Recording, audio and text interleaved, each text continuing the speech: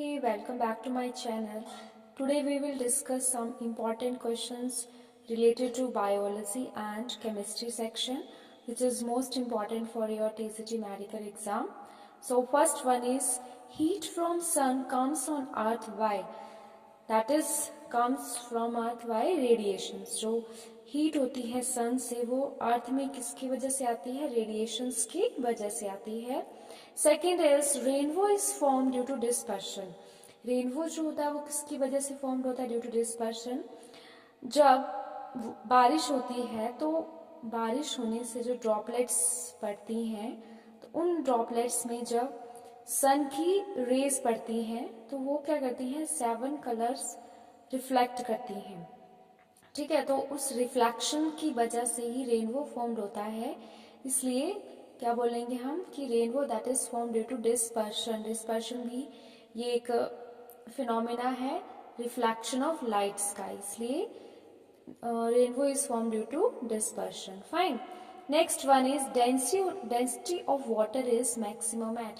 Water की density किस पे मैक्सिमम होती है? That is maximum at 4 degree Celsius.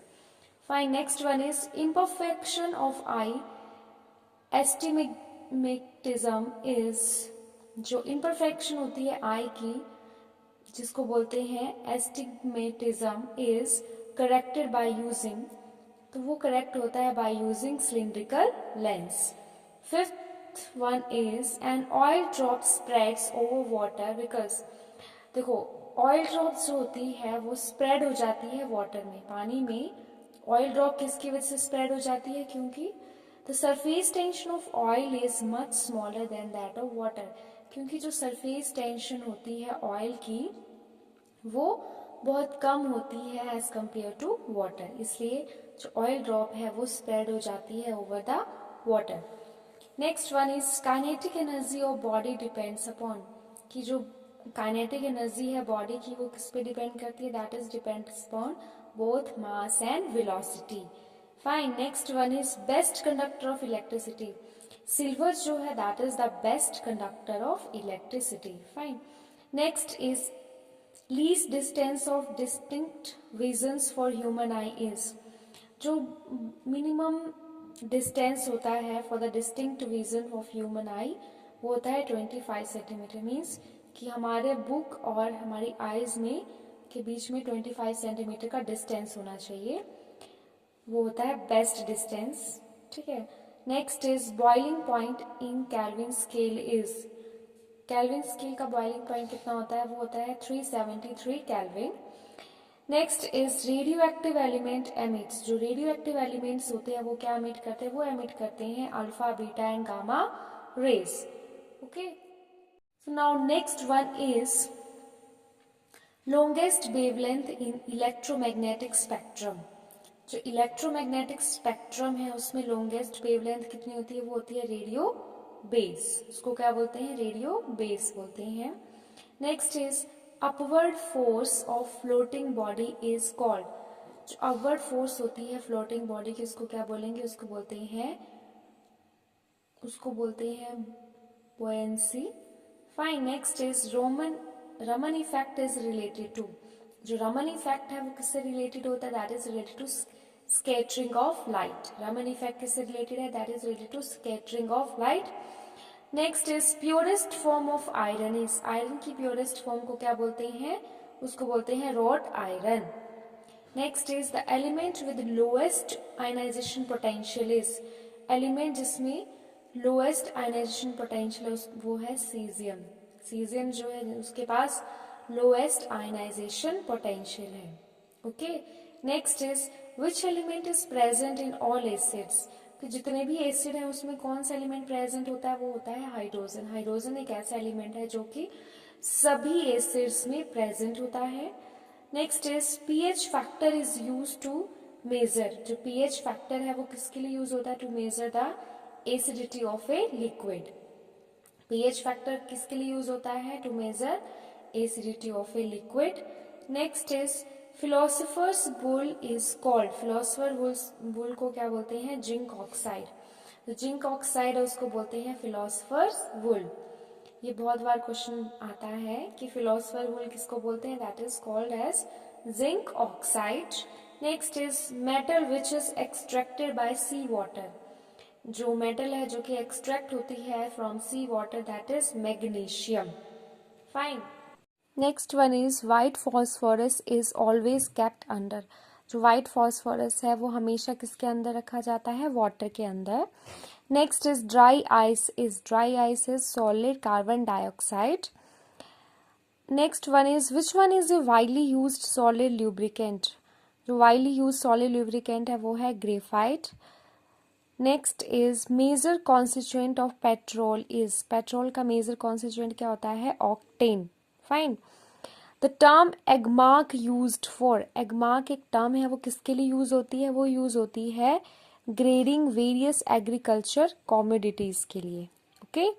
Next is the percentage of carbon in one molecule of carbon dioxide is approximately, वो approximately होती है 27.3%।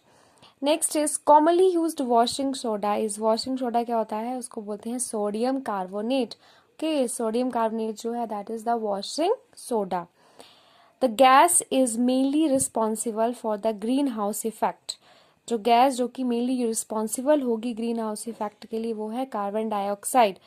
Fine. Next is which is lightest element of periodic table, periodic table का lightest element क्या है, hydrogen. Okay, now next one is aqua regia is a mixture of, aqua regia किसका mixture होता है, that is a mixture of hydrochloric acid and nitric acid, और इसमें ratio होती है 3:1। So now next one is permanent hardness of water is due to the presence of, जो permanent hardness होती है वाटर की वो किसके कारण होती है, due to the presence of sulphates of calcium and magnesium. The element that shows property of both metal and non metal are called, जो एलिमेंट जो शो करेगा property both metals and non metals को बोलते हैं metalloids.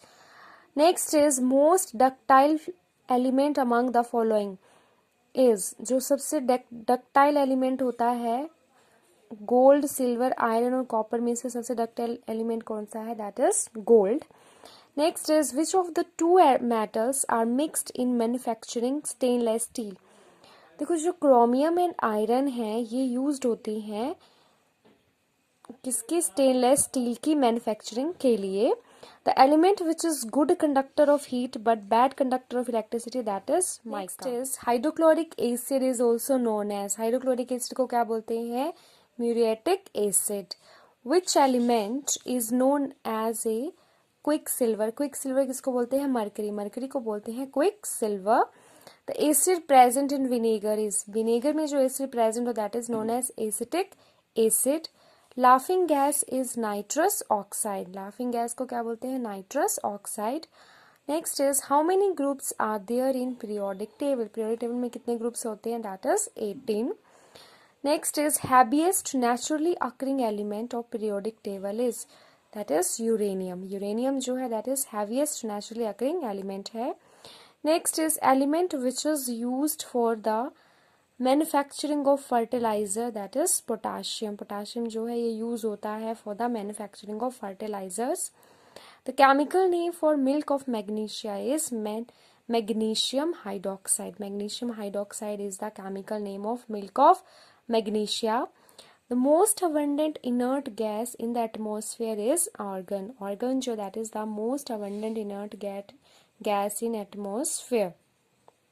Next is detergents used for cleaning clothes and utensils contain sulfonates. Next is vulcanization of rubber is carried out by adding sulfur. Vulcanization of rubber जो that is carried out by adding sulfur. The chemical name of bleaching powder is, chemical name of bleaching powder क्या है, that is calcium hypochlorite. The father of medicine is known as Hippocrates. Father of medicine कौन है, Hippocrates है. Largest internal organ of human body is liver. Xerophthalmia is caused by deficiency of vitamin A. Which gland is both exocrine and endocrine, कौन सी gland है जिसको exocrine भी बोलते हैं और endocrine भी, that is pancreas. A person feel fatigued due to deposition of which acid in muscles, muscles में कौन से एसिड्स की डिपोजिशन हो जाती है, lactic acid. जब पर्सन एक थका हुआ फील करता है तो वो उससे क्या मतलब कि उसमें लैक्टिक एसिड के डिपोजिशन के कारण वो फटीग फील करता है। Next is ultra filtration unit of kidney is known as nephron. जो अल्ट्रा फिल्ट्रेशन होती है किडनी की यूनिट कौन सी है, दैट इज नेफ्रॉन। सो ये क्वेश्चंस थे कुछ बायोलॉजी एंड केमिस्ट्री के रिलेटेड। होप आपको पसंद आए हों। मैं नेक्स्ट वीडियो में नेक्स्ट इसी तरह के क्वेश्चंस लेके आऊँगी। तब तक के लिए बाय बाय।